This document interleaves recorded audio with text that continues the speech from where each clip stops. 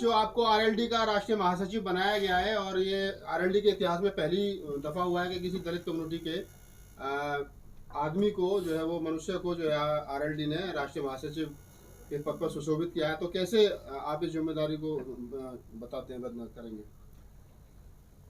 देखिए, मैं ये कहना चाहूँगा कि राष्ट्रीय लोकदल एक बहुत ही पुरानी पार्टी है और इस पार्टी के जो संस्थापक चौधरी चरण सिंह जी, वो भारत के प्रधानमंत्री पद को और उत्तर प्रदेश यानी भारत के सबसे बड़े प्रांत के मुख्यमंत्री के पद को सुशोभित कर चुके हैं। और उनके सुपुत्र स्वर्गीय चौधरी अजीत सिंह जी भी भारत की राजनीति का एक मतलब ये कह सकते हैं कि उन्होंने भी अपनी पोजीशन उनकी भी शिखर पर रही है और वो करीब 18 साल भारत की केंद्रीय जो सरकार है उसके अंदर कैबिनेट मंत्री के रूप में उन्होंने भी अपने आप को जो है ना देश की सेवा में समर्पित रखा है। अब उनके सुपुत्र हैं जो अभी चौधरी जैन सिंह जी हैं, बहुत क्वालिफाइड हैं, पढ़े लिखे हैं, टेक्सास में पैदा हुए हैं, विदेश में उनकी शिक्षा हुई है।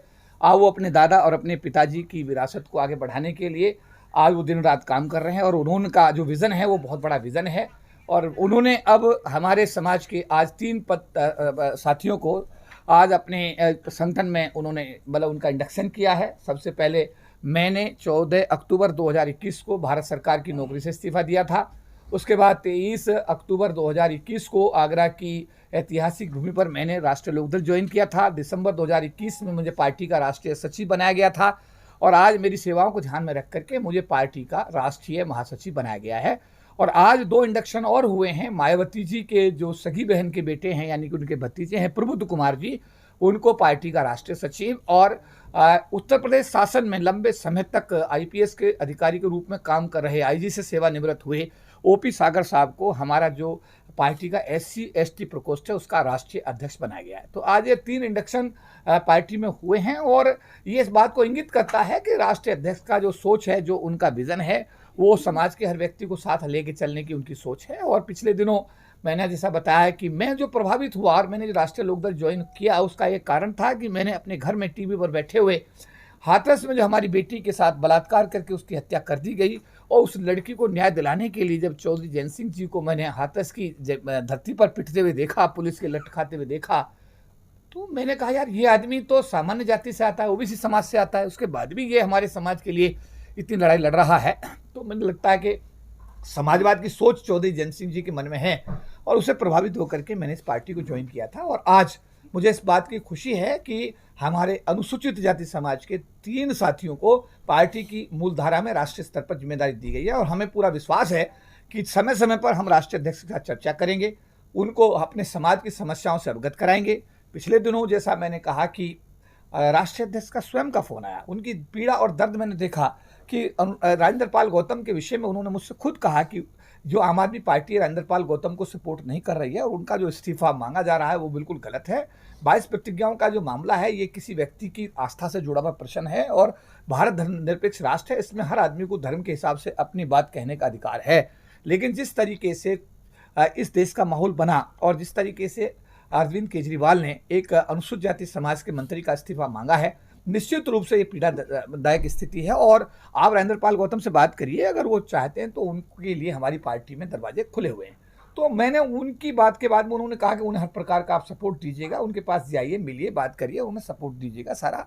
और हमने उनको जो भी आपने देखा कि जब उस दिन वो भावुक हो रहे थे तब भी हम उनके साथ थे, उससे पहले दिन भी हम उनके साथ थे, जब रैली हो रही थी तब भी आपने देखा कि हम उनके साथ थे।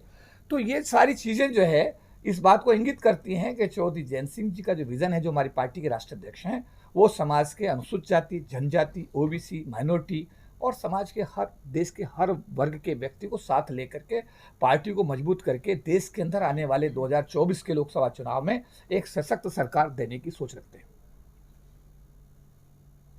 तो ये मान लिया जाए चौधरी साहब के आपको और ओपी सागर जी को और बहन जी के जो बहन के बेटे उनको बड़े पदों पर सुशोभित करके कहीं आरएलडी दलित वोट को साधने की कोशिश कर रही है? देखिए, पॉलिटिकल सेटअप आप देखें कि जाति के आधार पर तो राजनीति का जो आप देखें जो भी क्लासिफिकेशन है राजनीति में तो जाति के आधार पर होता है।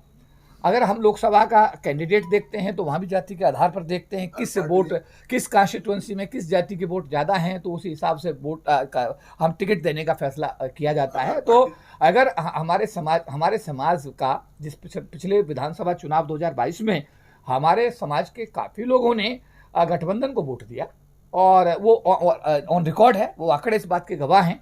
तो निश्चित रूप से ये इस दिशा में एक प्रयास है और हम चाहेंगे कि हमारा समाज एकजुट हो, इकट्ठा हो और एकजुट होकर के जो गठबंधन बन रहा है उसको अपना सपोर्ट दे और गठबंधन की सरकार बने। और जो ये फासीवादी सरकार आज काम कर रही है, जो हिंदू मुस्लिम की बात करती है, जो हिंदुस्तान पाकिस्तान पे बात करती है, जो गैस सिलेंडर पे बात नहीं करती है, SC ST के रिजर्वेशन पे बात नहीं करती है, SC ST की बेटियों की हत्याओं पे बात नहीं करती है, SC ST किसी मसले पर कोई संवेदनशील उनकी जो है ना शीलता नजर नहीं आती है। हर मामले पर जब अनुसूचित जाति जनजाति का मामला आता है तो सरकार पूरी तरह संवेदनहीन हो गई है।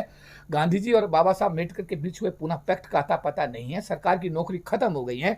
40 लाख लोगों में 6 लाख लोग सरकार की नौकरी में बचे हैं।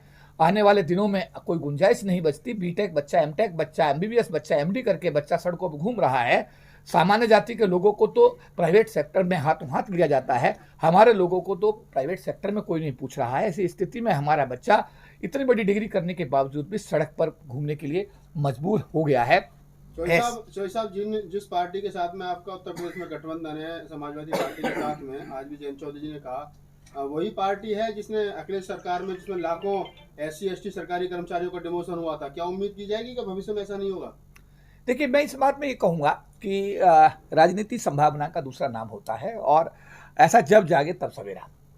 आज मुझे पता लगा है कि अखिलेश यादव जी ने अपने पिताजी की 13वीं करने से मुझे बताया, मेरे पास कोई सॉलिड जानकारी नहीं है, लेकिन मुझे कहा है कि उन्होंने हिंदू रीति से अपने पिताजी की 13वीं करने से मना कर दिया है। और उन्होंने ये भी कहा था, जब मैंने अखिलेश यादव जी ने कहा था कि जब मैंने घर छोड़ा, मुख्यमंत्री आवास छोड़ा, तो मुझे पता लगा कि उस घर को जो है गोबर के गाय के गोबर से साफ कराया गया, जो भी किया गया गोमूत्र से साफ कराया गया। तो उन्होंने कहा कि मुझे पहली बार आवाज हुआ कि मैं हिंदू नहीं। अच्छा, तो मेरा कहने का मतलब है कि अगर अखिलेश यादव जी की सोच में परिवर्तन होता है, अखिलेश यादव जी अपनी सोच में परिवर्तन करते हैं और वो अनुसूचित जाति जनजाति समाज को गले लगाते हैं, उनके हितों की मतलब रक्षा करने का अगर वो एक संकल्प लेते हैं, तो निश्चित रूप से हमारे समाज को भी इसमें पुनर्विचार करने में कोई तकलीफ और कोई परेशानी नहीं होनी चाहिए। भाजपा और आम आदमी पार्टी का जो रुख है 22 प्रतिज्ञाओं को लेकर, वो पूरे समाज ने देखा। राजेंद्र गौतम के मामले में RLD का क्या रुख है 22 प्रतिज्ञाओं? ठीक है, RLD का रुख तो मैंने स्पष्ट कर दिया कि राष्ट्रीय अध्यक्ष चौधरी जयंत सिंह जी का स्वयं मेरे पास फोन आया कि उन्होंने कहा कि आप राजेंद्र जी को सपोर्ट करिए, उनके साथ अत्याचार अन्याय हो रहा है। दोनों ही पार्टी अन्याय कर रही हैं, एक हाय हुल्लड़ कर रही है और दूसरे ने इस्तीफा मांग लिया है। इस्तीफा मांगने का प्रश्न नहीं होना चाहिए। यहाँ तक की बात थी कि राजेंद्र गौतम को इस्तीफा देना नहीं चाहिए था, उन्हें बर्खास्त होने का इंतजार करना चाहिए था। अगर ये अरविंद केजरीवाल बर्खास्त करता तो उसका चेहरा जो है पूरे देश के सामने आता। अब उसने इस्तीफा भी ले लिया। आज किसी का आज अगर कोई भी घटना आम आदमी पार्टी में होती है तो इमीडिएट अरविंद केजरीवाल जी अपना वक्तव्य जारी करते हैं, लेकिन 22 प्रतिज्ञाओं को लेकर के अरविंद केजरीवाल या उनकी सरकार के किसी भी मंत्री ने, किसी विधायक ने, किसी सांसद ने, आज तक संजय सिंह ने, किसी ने मुंह नहीं खोला। इस बात को दर्शाता है कि जिस तरीके से बीजेपी अगर 22 प्रतिज्ञाओं का विरोध कर रही है, जो कि उन्होंने किया है, इसी तरीके से अरविंद केजरीवाल भी 22 प्रतिज्ञाओं के विरोधी हैं। और मैं तो कहूंगा भाई राजेंद्र गौतम जी से कि हमारे सम्मानित साथी हैं, समता सेनदल के हमारे वो राष्ट्रीय महासचिव रहे हैं, समाज के एक बहुत जिम्मेदार आदमी माने जाते हैं, हमारे साथ कार्यकर्ता के रूप में बड़ा लंबे समय का उनका साथ है।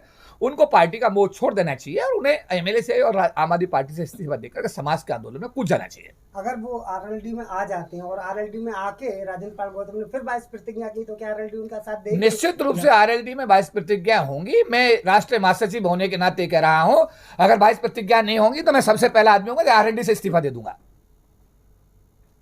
मैं पुनः कहना चाहता हूं कि 22 प्रतिज्ञाएं किसी व्यक्ति विशेष की नहीं है, बाबा साहब अम्बेडकर की हैं, भारत के संविधान निर्माता की हैं, एक धर्म विशेष से जुड़ी हुई हैं, धर्मनिरपेक्ष राष्ट्र है। अगर कोई मुझ पे ऐसी कोई बंदिश लगाएगा 22 प्रतिज्ञाओं को लेकर के, चाहे मेरी पार्टी का अध्यक्ष क्यों ना हो, ऐसी पार्टी में मैं एक क्षण नहीं रुकूंगा, मुझे इस्तीफा देना पसंद करूंगा। लेकिन मुझे खुशी है कि मेरे राष्ट्रीय अध्यक्ष ने मुझे फोन करके 22 प्रतिज्ञाओं का समर्थन किया है और आपने मुझे राष्ट्रीय सचिव के रूप में देखा कि मैंने राजेंद्र गौतम के साथ पार्टी लाइन से उठ करके, पार्टी लाइन से हट करके मैंने उनके साथ कंधे से कंधा मिलाकर के साथ दिया है और पूरा देश इस बात का साक्षी है।